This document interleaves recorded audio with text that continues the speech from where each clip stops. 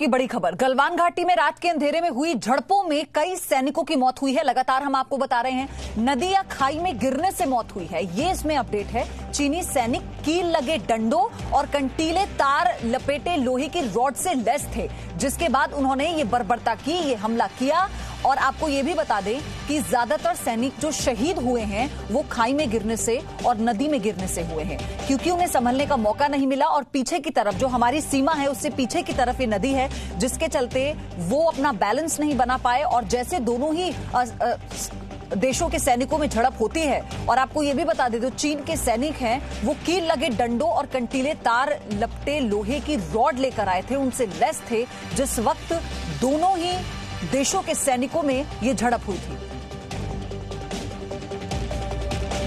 मेरे साथ रविंद्र कुमार मेरे सहयोगी और कृष्ण मोहन मिश्रा मेरे सहयोगी दोनों जुड़ चुके हैं, और साथ ही मेरे साथ ब्रिगेडियर रिटायर्ड विजय सागर डिफेंस एक्सपर्ट के तौर पर जुड़ेंगे, और रिटायर्ड कर्नल संतपाल भी डिफेंस एक्सपर्ट हैं, हमारे साथ जुड़ चुके हैं। वेरी गुड मॉर्निंग, आप सभी का स्वागत है। लेकिन ये जो बड़ी कवरेज है, ये जी न्यूज पर आप देखेंगे सबसे विश्वसनीय, दोनों देशों के संबंधों को लेकर अब आगे की रणनीति क्या होगी, इसी पर लगातार हम इस कवरेज को दिखा रहे हैं। और साथ ही आपको यह समझाने की कोशिश होगी कि हालात कैसे हैं, क्योंकि देश ये जानना चाहता है कि अब एक्चुअल में हालात क्या है, वो एक्सपर्ट से हम जानेंगे। लेकिन कृष्ण मोहन मिश्रा, सबसे पहले मैं आपके पास आ रही हूं। अभी हालांकि एक अपडेट आई थी कि किस तरह से जो चीनी सैनिक थे उनकी रॉड्स पे कंटीले तार थे, बंधे हुए थे, और कैसे उन्होंने हमला किया, और इसीलिए शायद सैनिकों को संभलने का मौका नहीं मिला और इतनी बड़ी दुर्घटना हो गई, हादसा हो गया।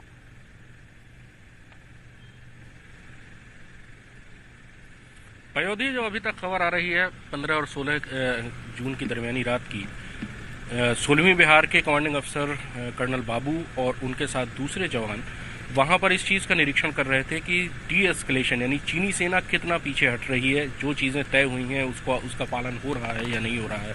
दिन भर बात भी चली थी, बातचीत हो रही थी लोकल कमांडर्स के बीच में, और शाम जब ढल रही थी और वो उन सारी चीज़ों को देख रहे थे, उसी वक्त उन्होंने देखा कि वहां पर चीनी सेना ने उन सारी चीज़ों का पालन नहीं किया जो कहा गया था, यानी वो तय जगह से पीछे हटे नहीं। वहां पर बातचीत शुरू हुई, बातचीत धीरे धीरे आगे बढ़ती गई, और उसके बाद फिर चीनियों ने कमांडिंग अफसर संतोष बाबू और उनकी पार्टी पर हमला कर दिया। इस बीच दूसरे चीनी सैनिक भी आ गए, भारतीय सैनिक वहां पर बहुत कम तादाद में थे। थोड़ी देर बाद दूसरे भारतीय सैनिकों का एक पेट्रोल आ गया, और वो झगड़ा है बढ़ता रहा। चीनी सैनिक इस लड़ाई के लिए तैयार होकर आए थे, उनके पास कील लगे हुए डंडे थे, उसके अलावा लोहे की रॉड्स थीं जिनमें कटीले तार लपेटे हुए थे, और सोची समझी साजिश के तहत उन्होंने भारतीय सेना की जो पार्टी थी जिसमें कर्नल बाबू भी थे, उस पर हमला किया। धीरे धीरे वहां पर झगड़ा बढ़ता गया और ज्यादा सैनिक आते गए। दरअसल ये जो गलवान घाटी है ये बहुत ज्यादा चौड़ी नहीं है। गलवान नदी एक बहुत छोटी सी नदी है, और उसको गलवान नाला कहते हैं स्थानीय जगह, नाला यानी बहुत छोटी सी नदी, और लेकिन उसकी रफ्तार बहुत तेज है। काराकोरम के ईस्ट से निकलती है और उसके बाद अक्साई चिन पार करके वो श्योक से मिलती है, और ये उस जो संगम है, जो कॉन्फ्लुएंस है, उससे तकरीबन 4 से 5 किलोमीटर दूरी पर ये जगह है जहाँ ये सारा वाकया हो रहा था।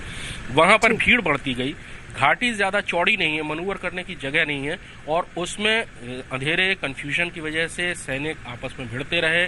उसके बाद कुछ सैनिक, ये खबर आ रही है कि खाई में गिरे, कुछ सैनिक नदी में गिरे, टेम्परेचर सब जीरो था, और जो जख्मी थे उनको निकालने में भी दिक्कत हो रही थी, क्योंकि वहां पे एक किस्म की भगदड़ सी मची हुई थी, क्योंकि अंधेरा था और कुछ समझ नहीं आ रहा था, जगह बहुत ज्यादा सकरी थी, और उसमें फिर सैनिक गिरते गए। कमांडिंग अफसर 16वीं बिहार के कमांडिंग अफसर की वहां पर वीरगति हुई, दूसरे सैनिकों की वीरगति होती, क्योंकि शाम होते जब ये संख्या पता लगती है लगभग कृष्णमोहन 20 सैनिक हमारे शहीद हुए हैं, तो ये सवाल और गुस्सा लाजमी है, देश का गुस्सा लाजमी है, और ये सवाल भी लाजमी है कि अब जवाब कैसे दिया जाएगा। रविंद्र, कल लगातार हमने देखा बैठकों का दौर चलता रहा, क्या अपडेट है इसे लेकर? प्रधानमंत्री कैसे इस पर नजर बनाए हुए हैं, और आज हम क्या एक्सपेक्ट कर रहे हैं?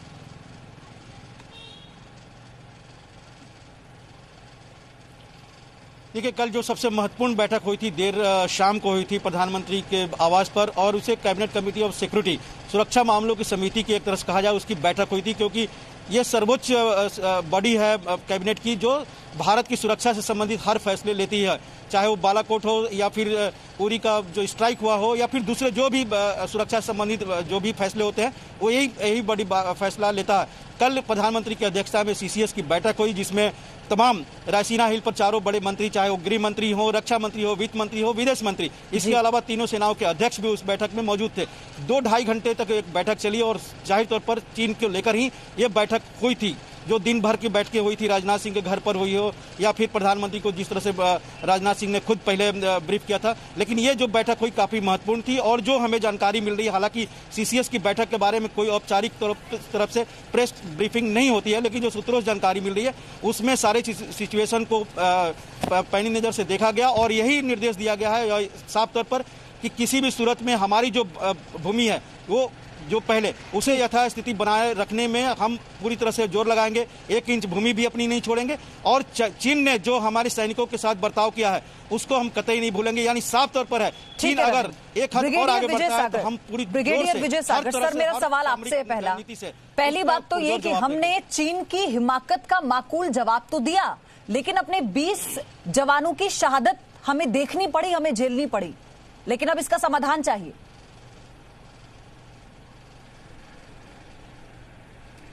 देखिए, आज की जो सुबह आई है, इस देश में 20 परिवार, उनके परिजन, उनके दोस्त और कई सारे लोग ऐसे हैं जो इस वक्त शोक संतप्त है। चीन ने जो हालांकि ये जो दुर्घटना हुई है ये अनप्रेसिडेंटेड है, किसी ने इसको प्लान नहीं किया था। अभी तक सिर्फ आर्मी स्तर पे जो बैठकें चल रही थी वो सिचुएशन को डी एस्केलेट करने के लिए थी और अभी हमें इसका जो जवाब देना है 100%, उसका कुछ रीजन है और ये जो 100% जवाब है ये कई लेवल्स पे होगा, टैक्टिकल लेवल पे होगा, कूटनीतिक लेवल पे होगा, पॉलिटिकल लेवल पे होगा। परंतु मैं आपको इस वक्त ये बताना चाहता हूं कि हमारे 24 घंटों से ज्यादा समय बीत चुका है और अभी तक हमने कोई एक्शन लिया नहीं है। इस वक्त की जो नजाकत ये कहती है कि इमीडिएटली, क्योंकि हमने 20 जवान खोए हैं, हमें इमीडिएटली कोई एक्शन लेना है जस्ट टू टेल चाइना कि देखो अगर तुमने कुछ गड़बड़ करी है तो हम भी कम नहीं है। इसके अलावा सारी दुनिया हमें देख रही है। परंतु मैं जो कह रहा हूं, आप सब लोग सोचेंगे या दुनिया के लोग सोचेंगे कि मैं एक वॉर हिस्टेरिया क्रिएट कर रहा हूं। ऐसा कुछ नहीं है। अगर मैं कह रहा हूं अगर आप बालाकोट टाइप कोई ट्रांस बॉर्डर स्ट्राइक नहीं कर सकते तो आप कहीं पे ऑक्यूपाई करिए। आपके पास 3488 किलोमीटर लंबा बॉर्डर अवेलेबल है और कई जगहें ऐसी हैं जहां पे चाइना वल्नरेबल है। और मैं आपको ये भी बता दूं, इंडियन आर्मी से पूरी डिप्लॉयड है, रेडी है और उनके पास ऐसे प्लान्स भी होंगे, बस सिर्फ इसको जरूरत है एक पॉलिटिकल विल की या डिप्लोमेटिक विल की। आर्मी को वो ऑर्डर दें कि एक सांकेतिक टाइप का एक कोई एक्शन इमीडिएटली हो जिससे ये पता चले कि जो कुछ चाइना ने किया है, इंडिया उससे काउ डाउन नहीं हो रहा, हम डर नहीं रहे। और इसमें सबसे बड़ी बात यह भी आपको बता दूं, इस समय जो एंटी चाइना सेंटिमेंट फैला हुआ है पूरे दुनिया में, इस वक्त इवन अमेरिका की सुबह आज खबर आई है कि उन्होंने भी बोला कि हम भी वॉच कर रहे हैं कि इंडिया की क्या रिएक्शन है। इस वक्त इंडिया की रिएक्शन बहुत मैटर करती है। हाँ। और ये भी मैं आपको बता दूं, चाहे ये न्यूक्लियर कंट्रीज हैं तो आज तक अगर जो भी सेन माइंडेड बंदा होगा वो कभी भी ऐसा कोई न्यूक्लियर नहीं करेगा।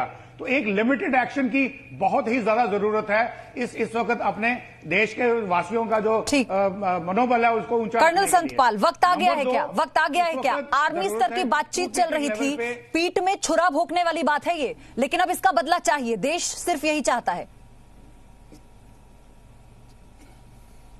जी, सबसे पहले मैं आपको माध्यम से हमारे वीर जवानों को सर्वोच्च बलिदान को नमन करता हूं।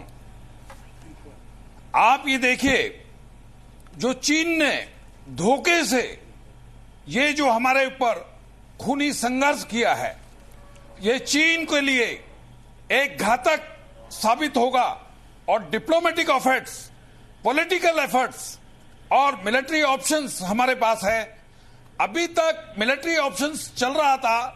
आप अगर देखें, जो कमांडिंग ऑफिसर अपनी टीम के साथ गए थे वो निरीक्षण करने के लिए गए थे और वेरीफाई करने के लिए गए थे और वहां पे उन्होंने ये अपनी बात रखी और ट्रांसलेटर के द्वारा कि आपको जो आज बात हुई है उसमें डिसएंगेजमेंट में ये आपको बोला है, आप सहमति जाहिर की है आपने वहां से पीछे हटने के लिए।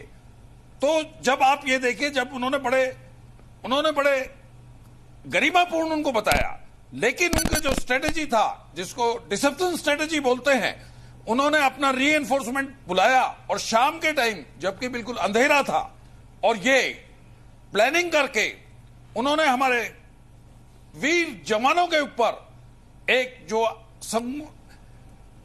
जो खूनी संघर्ष किया है, ये बड़ी निंदनीय है। लेकिन अभी जो ऑप्शन हमारे पास हैं, हम जो मिलिट्री ऑप्शन हमारे पास है, जहां पे हमारे प्लान्स हैं, we should also sit down somewhere, और जब रूल ऑफ दिस एंगेजमेंट आती है, क्योंकि चाइना का प्ले गेम है, हाँ। आप उनकी विस्तार नीति को देखिए। आप जब हम 1 to 1 होंगे, वो इधर से कंसेशन मांगेंगे तो हम लोग इधर से कंसेशन देंगे, तो हम कुछ और मांगेंगे। तो इस हिसाब से हमें लेकिन ऐसे में सवाल ये उठता है ना सर, कर्नल संतपाल, ऐसे में सवाल ये भी तो उठता है कि कंसेशन की मांग अब किस मुंह से करेगा चीन?